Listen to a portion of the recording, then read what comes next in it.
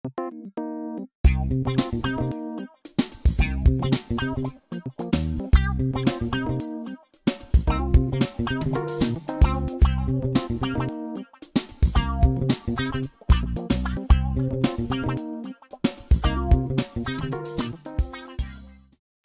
Afrika kuphela kuphela kufinyelela khona inyanga yompethu TV sakubingelela futhi sakwamukela.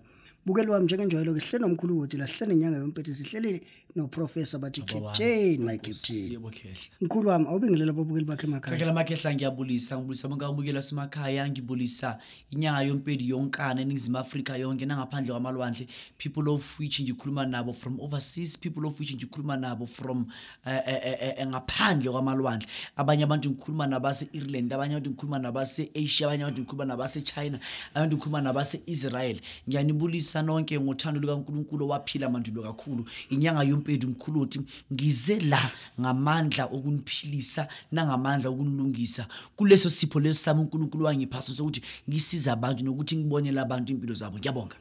Sibonge mkhulu. Topic ethu namhlanje mkhulu soke sithi ukukhuluma nje Imvuselelo African Traditional Church. Makhosi. Kodwa ke ake siqale la mkhulu. Mkhulu awucacisele umbukeli ngabe yini umehluko phakathi kwedlozi nesithunywa? Okay, good. Imvuselelo African Traditional Church is our main topic. Inkonzo yesintu makhosi.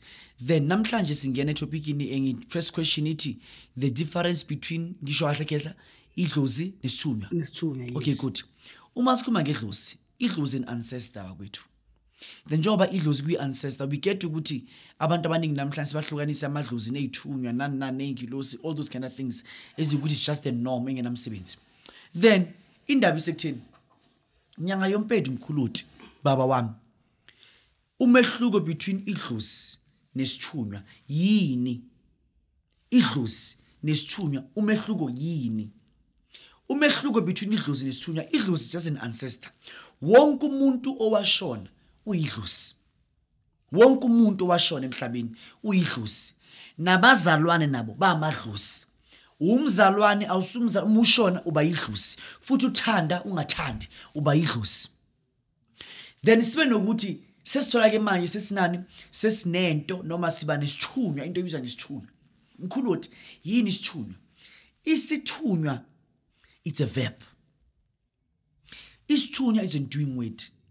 Isithunywa is a functioning word of idlozi oyikuthi idlozi selishintshile ke manje la shintsha la functiona. Uma li function idlozi leli la become isithunywa.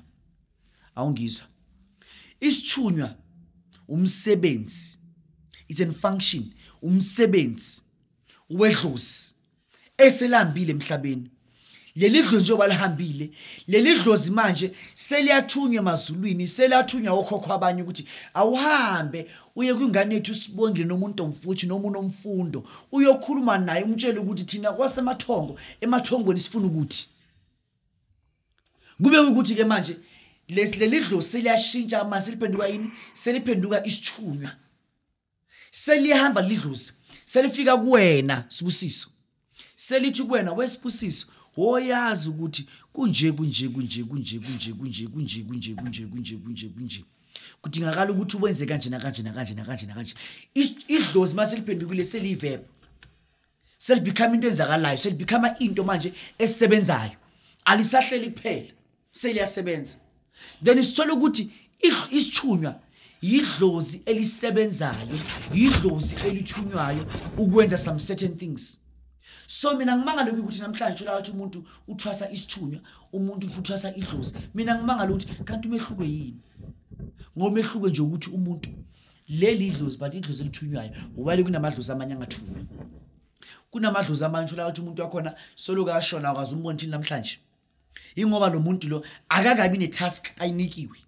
But by the time senikwa itask yokuthi akahamba ayithunywe uzabeza kwene kitchen. Elento lengithusa ngani because of nala emhlabeni nje angithi muphila thunywa. Lengane lengithuma ukuthi yazi lengane lemungathuma yona angempela iba isithunywe esiright. Nanoma ungayithuma kuphi uyathumeka lengane. Then sinamadlozi anjalo athunywayo. Lamadlozi athunywayo sephendukile manje sekuyithunywa phezulu kwempilo zethu. Uma mina ngikhulekela abantu ngithi ithunywa zezulu sesifikile, ngiswe ngibona abantu abadala abakithi nabantu abadala babantu abasuke bekhona enkonzweni. Ngithi ithunya sezulu sesifikile manje. Bahleli ngaphakathi kuthina besebenza. Uma lo ngikhuleka thola ukuthi ngibona isithunya sithinta umuntu, isithunya sikhipha something, isithunya senza ini. Ngilo mthandazi. Makhosi siyabonga. Sibonge mkhulu. Mkhulu ake ucacise la kunale khombo le oyikhiphayo ngekereke ya Spirit. Yeah. Eyani le khombo nona ukuthi ubani obanika yona. Uyabona le khombo lemntaka baba, ikhombo lena yamandla, ikhombo yomoya. Le khombo le yomoya lena ikhombo yabantu abathi mina mkhulu oti ngihluphekile, ngiyasogola, nginenkinga kubi. Le khombo le njenguyibona inje, impepho, iswasho, amanzi. Amanzi lawa anamandla kakhulu. Ayahluka amanzi ungafaka la. Ngifaka amanzi wemifule emikhulu, ngifaka amanzi ase Tigris. I-Tigris ayikho la South Africa. Ngifaka amanzi ase Israel. La manzi lawa njengoba la amanzi wokuvula izinto zabantu. Then mkhuloti lento lesenza kanjani? Mina mkhuloti ngibonisiwe ukuthi abantu abayekele ukukhuleka bememeza ukuthi umuntu umekhuleka uyamemeza nje uyamemeza but ayikho into umuntu ayenzayo. Wathi umoya kumina ngikwazi ukubezwa kahle bebekhuluma nami beshise impepho. Uma bekhuleka bethandaza bebiza igama lami ngifuna belibize beshise impepho. Manje le khombo le iphuma la kuimpepho. Le mpepho le uma uthandaza uyayishisa mntaka baba. Uma le mpepho le uyishisa ubiza umdali wezulu nomhlaba. Ubiza uNkulunkulu abakhona before thina sibone emhlabeni. Na before umhlaba wona wabona. Kodwa sibiza uNkulunkulu lo wazala umhlaba ngokwakhe. Lo wakha umhlaba ngokwakhe. Ushise le mpepho le umukhuleka. Uma uqeda umuye emsebenzini, umuntu amabhizinisi, umuntu wani ugeze ngalesiwasho lesi. Uma umuntu okwazi ukufutha uzufuthe ngaso. Just teaspoon. Mhlambe ka u3 noma ka u4 ngeviki, ka u3 ka u4 ngeviki. Just teaspoon. Ingane zakho uzibona ukuthi esikoleni azenzi kahle, ingane zakho zinamamutsi, ingane zakho zinemimoya. Thatha lesiwasho lesi, geza umntwana ngaso. Konke kukwazi ukuthi kuhlambuluke ekhanye. Konke kukwazi ukuthi kuhambe kahle. Lesiwasho lesi umuntu ugeza ngaso asinandaba. Uyayifaka insipho ngaphakathi ufaka iswasho akunankinga. Umgeza umntwana. Konke kukwazi ukuthi kukhanye. Le mpepho lo uyayishisa. Le mpepho lo uyishisa uyakhuleka. Uphawu izandla zakho ubiza amandla, ubiza zakho ukuthi zikhanye. Into zakho emazulwini zavulwa. Kodwa inkinga ayisekutheni njengoba zavula emazulwini. Thola ukuthi kuba nzima ukuthi sifike kuwena ngoba kunomoya omubi emkhathini ovala into zakho ukuthi sifike kuwena. Emkhathini kuvaliwe. Into zakho azikwazi ukufinyelela kuwe ngoba emkhathini kuvaliwe khona imimoya kaSathane obuthakathi, imimoya yamadimoni evala into zakho. Kodwa emazulwini abakini okhokho bakho bakunike lento lokuthi uphile. Awungizwa man. Emazulwini okhokho bakho bakunike lento lokuthi uphile. Kodwa emkhathini bamile oSathane. Imili imilingo abafuna ukuthi zakho sifike kuwena. Manje kufanele mntaka baba ukuthi uthwele khombo le. Ikwazi ukuthi isondeze izinto zakho, inhlanhla zakho, amandla akho, into zakho uzisondele kuwena. Then sibe namanzi. Lamanzi lawa umuntu ogulale phansi ekhaya. Mphuse lamanzi lawa. Unenyoka hamba ngaphansi sakho. Unento ephezulu sakho ekhulumayo. Unento izayo emuhlela ukuthi ihlala ngala, iyahamba ize ngala. Unamahlabo ongawazi. Umuntu uhlala ugula, awunamandla. Lamanzi lawo uyawaphuza, ujike futhi uchele ngawo. Uyawaphuza, uchele ngawo lapha egcikeni lakho noma kini la uhlala khona. Sebenzisa le khombo le, ikhombo yomoya le. Ibiza nje imali enga500. Nanoma ukude bayakuthumela, nanoma uyifuna la ekhaya, ungafika la ekhaya. Le khombo le inamandla ngendlela esimanga. Umoya utheki mina ngingafake mastika kule khombo le. Ivele nje bekanje. Kube into yomoya izosebenza. Thola le khombo le izokusiza. Amandla khona la kulento. Amandla khona ibusekile. Siyabonga. Sibonge mkhulu. Mkhulu, awucacise la kumuntu ongakaza afike kwi-African Traditional Church. Yini angayilindela uma ngabe eza kuleli bandla? Uma umuntu eza kuleli bandla labaza abantu sikhonza each and every Sunday. 11 o'clock siyakhonza la ekhaya. 11 o'clock siyakhonza.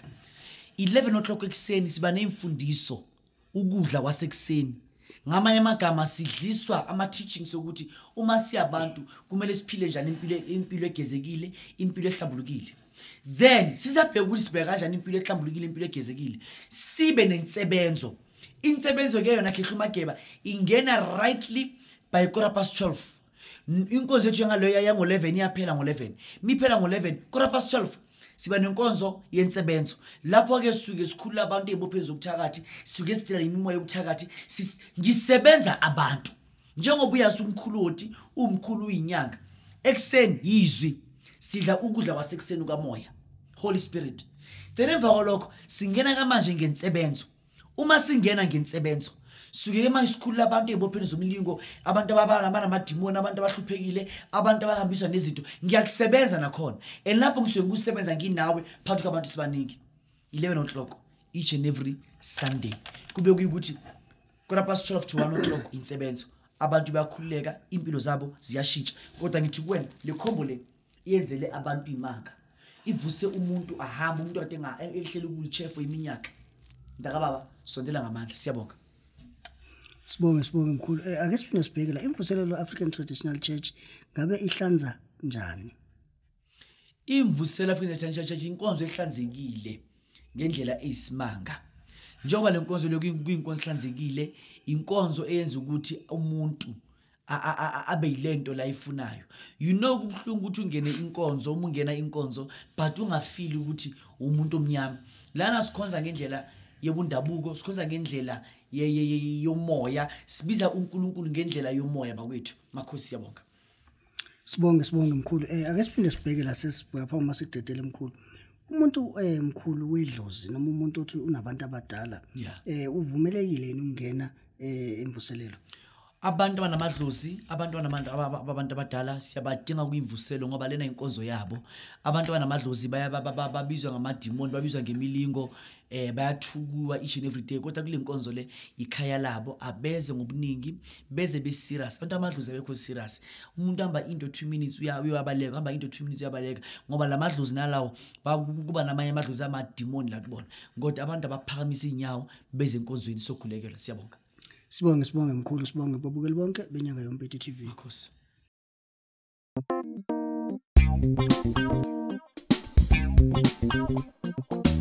Thank you.